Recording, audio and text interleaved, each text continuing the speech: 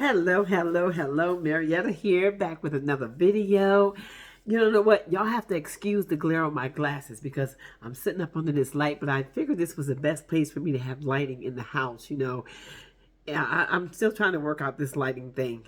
So, but how's everybody doing tonight? I pray that all is well with you.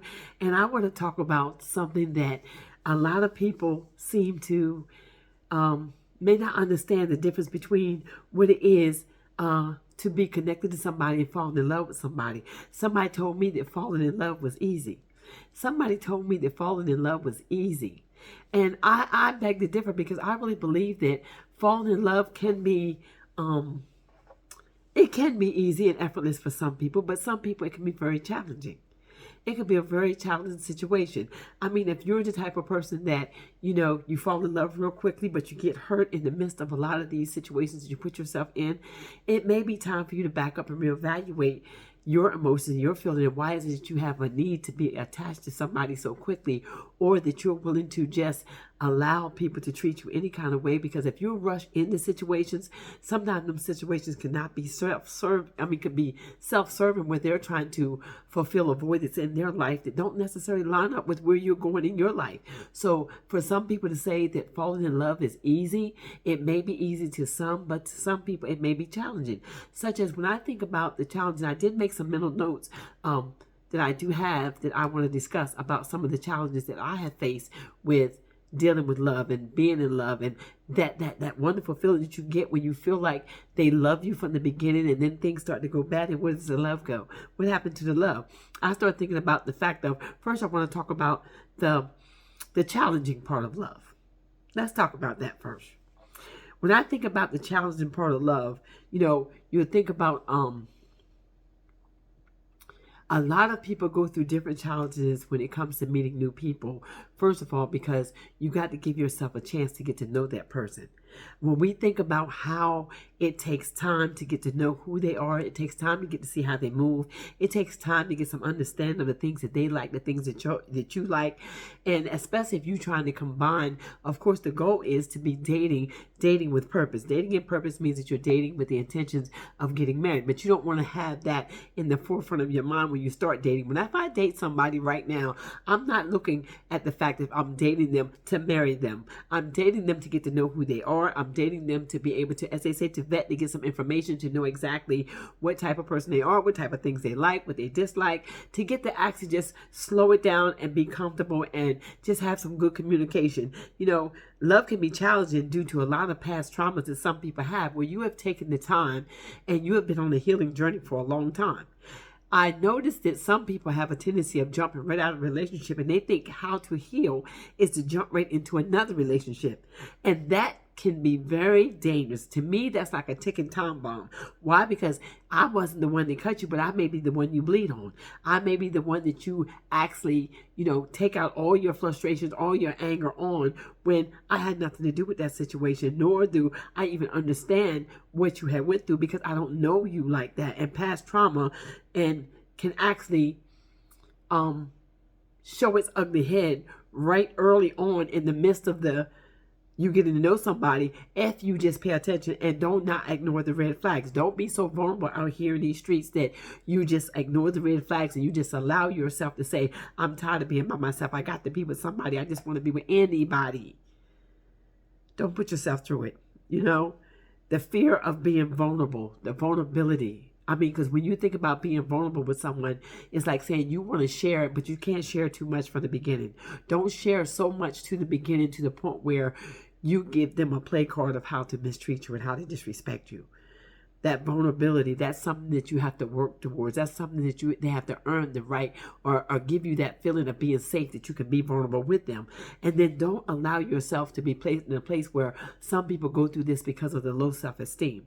They have been hurt so many times. They don't value themselves. They don't think of themselves as being worthy of being loved, or having the right kind of love in their life. And it's always that struggle love.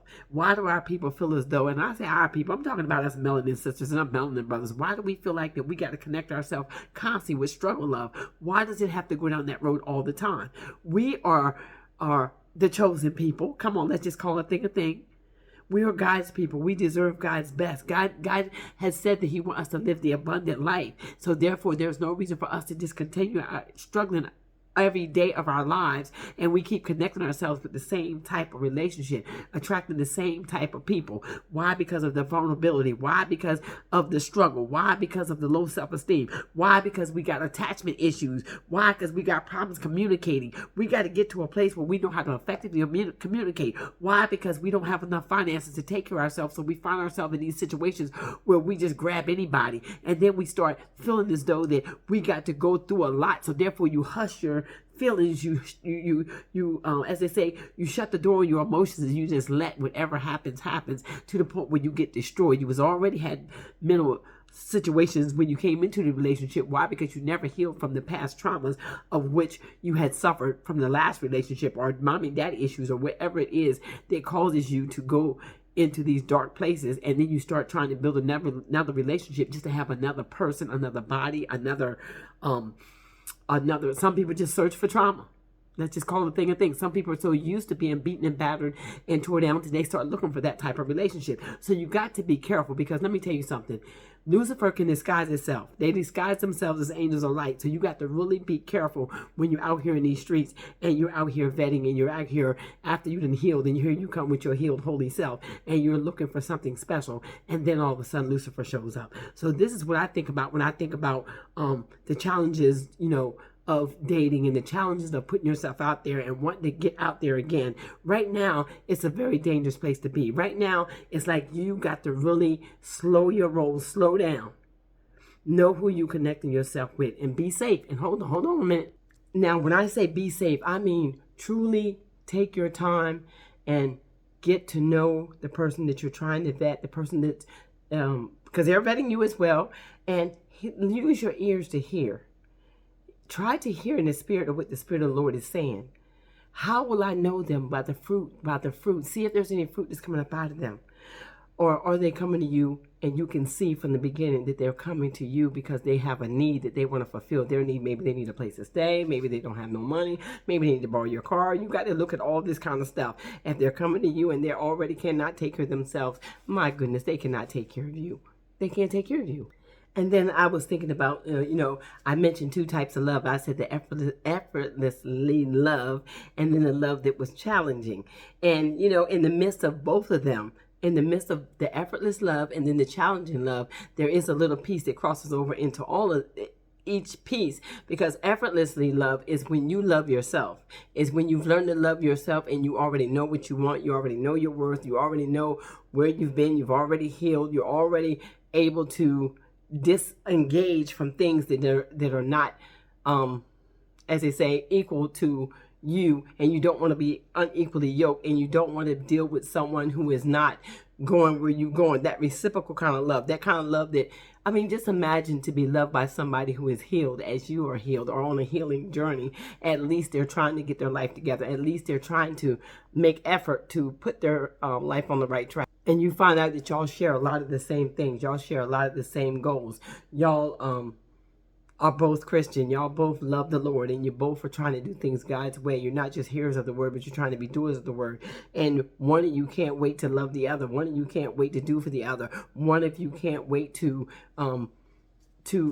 hang out with each other. Y'all feel that connection. You feel that love. You feel that, and it's all done respectfully. You know what I'm saying? Meaning nobody's just meeting up, just trying to lay somebody down, in this type of foolishness that goes on when you're just dating just to be dating. But it's different when you're dating with a purpose, and you're dating to get to know somebody, and you're vetting somebody for a lifelong partnership, and you really want to get to know somebody. You got the time to really slow yourself down and get to know exactly who you're putting yourself around, who you're putting in your life. You got to be ready. You just got to be ready for love, and you got to know that you're ready. But the first thing of being ready for love to me is you got to know how to love yourself.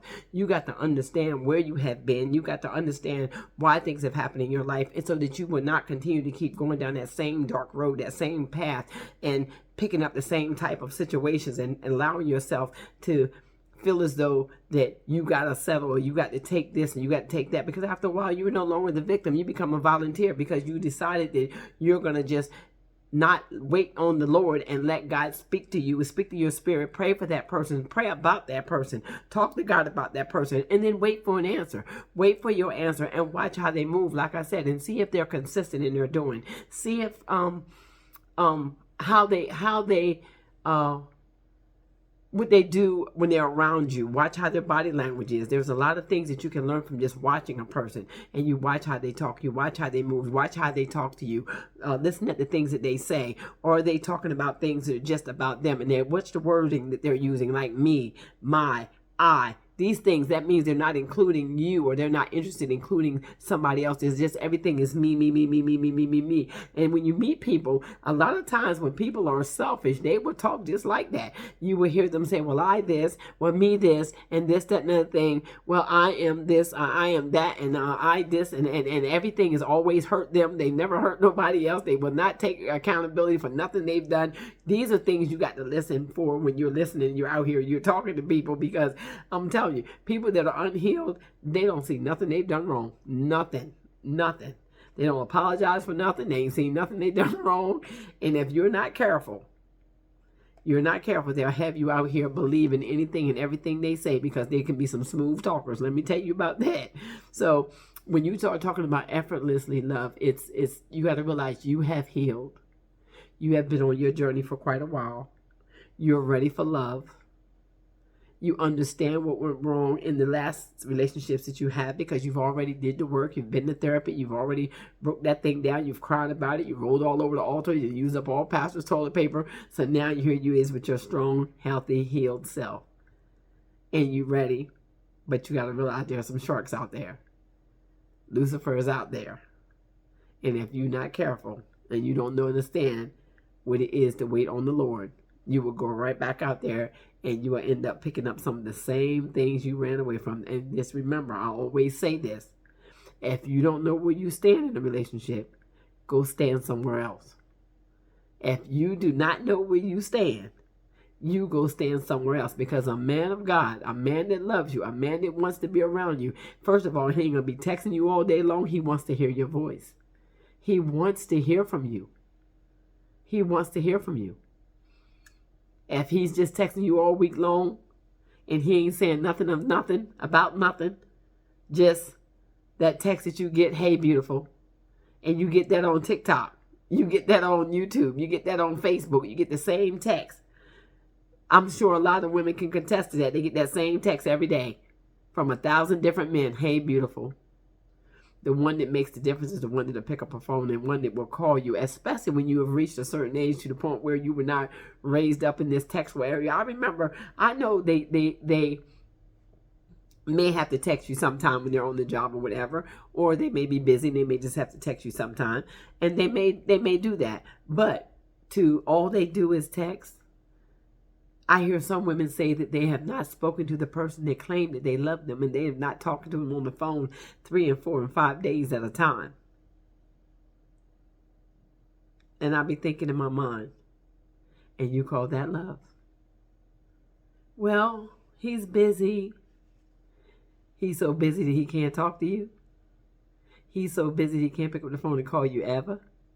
That's just strange to me. It's just, I mean, it's okay if that's how you choose to accept it, but for me, no. And I'm not a clingy woman. I'm not one that's clingy, but I am one that's respectful, and I'm one that feels I deserve better than that. Because I feel as though that, to me, if he does not want to hear your voice, he don't want to check in with you, he don't want to talk to you, and all he can do is text you, that's just no different than a kid texting you from another room. Don't allow these grown men to treat you any kind of way. If you know that that's not the type of relationship that you want, it's not saying there's nothing wrong with it, because there's a lot of ladies out there that would accept just that. Excuse me. They would accept just that, but you know what you like. You know you don't want to just hang around a relationship. You want to participate in it. You know you want somebody to love you the way you love them. You know you want somebody who's going to be treat you with the utmost respect and wants to see how you're doing and cares about your well-being. And I'm sorry, you can't do that through a text. You just can't. There's just no way it can be done. So when we start talking about falling in love is easy, you will evaluate how you love. You evaluate how you love. You evaluate the things that you feel when you feel like you're in love. Evaluate yourself right in that space. Because sometimes, let me tell you this, when people tell you they love you nowadays, you got to ask them, what does that mean? Yeah, you better ask them, what does that mean? Because now, it may not mean the same thing to them as it does to you. It may not mean it, because so many of them picked up this new way of love, this AI love, this microwave love, this kind of love that, as you say, that text you all day long, that kind of love that takes your kids' cereal and eat it all up and leave you on the side of the road and make sure they ain't got no milk. That type of love that take your car all day long and go ride another woman around in it, but they still love you. That type of love that can sleep with somebody else and sleep with you too at the same time. That type of love. You got to be careful what type of love you signing yourself up for, because everybody don't love you the way you want to be loved. So you need to know exactly what love means to these people, and then check and see. Ask that man and ask that woman. When we start talking about, will he submit to you as you submit to him? Will he love you like Christ loved the church? Do he even go to church? Do he even love the church? Do he even speak? Can he pray? You better ask some questions. I'm trying to tell you, because I'm gonna tell you, you putting yourself in a position to roll with somebody that don't know Jesus, that cannot lead, don't know how to lead because they ain't being led by nothing. A man or woman that's in that situation, same way with you men. This is not a one-sided love affair here. This is not a one-sided fits all. You got to know who and what you're connecting yourself with this day and time. And that's my take on falling in love is easy. That's what they say. Falling in love might be easy, but it takes some real work to stay in love. Let me tell you something. Falling in love is easy, but that's where the work begins. Because see, a lot of people go through the honeymoon stage of a relationship and they get all giddy and all excited. Same way they do when they get ready to walk down the aisle and get them married and go to marriage. If you ain't mature enough for that, you got to realize marriage is for grown folks. Love is for grown folks as always, because you got some kids out here that they think what they do is love, and there's a difference between love and lust. So you gotta ask some questions. Now you better ask some questions, especially when you done went through your healing journey and you loving yourself and you feeling good about yourself. Don't let nobody come in and tear down what God has done. You ain't got time for you rolling all over the floor with using up all pastor's toilet paper all over again. And now we done got you all healed. You're looking all good. You're your sexy self, and now you're ready. And then look what happens. But that's my take on it. Falling in love is easy. Y'all type down in the comments. Tell me what you feel about it. Tell me what you feel about it. Is it effortlessly, or is there some challenges with it? Is it easy for you to stay in love? Is it easy for you to fall in love? Are you one of them kind of people that believe in love at first sight? That's another one. Do you believe in love at first sight? So let's have a conversation about falling in love is easy. So with that being said, if you have not subscribed to the channel, please subscribe to the channel. We're on our way to 10K over here, and we need your subscription to get there. It don't cost you nothing. It is free. Just hit that like button as you come into the building. And if you've not turned your notification bell on, turn your notification bell on so you'll be notified when I drop my next video as we begin to discuss this topic. Falling in love is easy. Be blessed.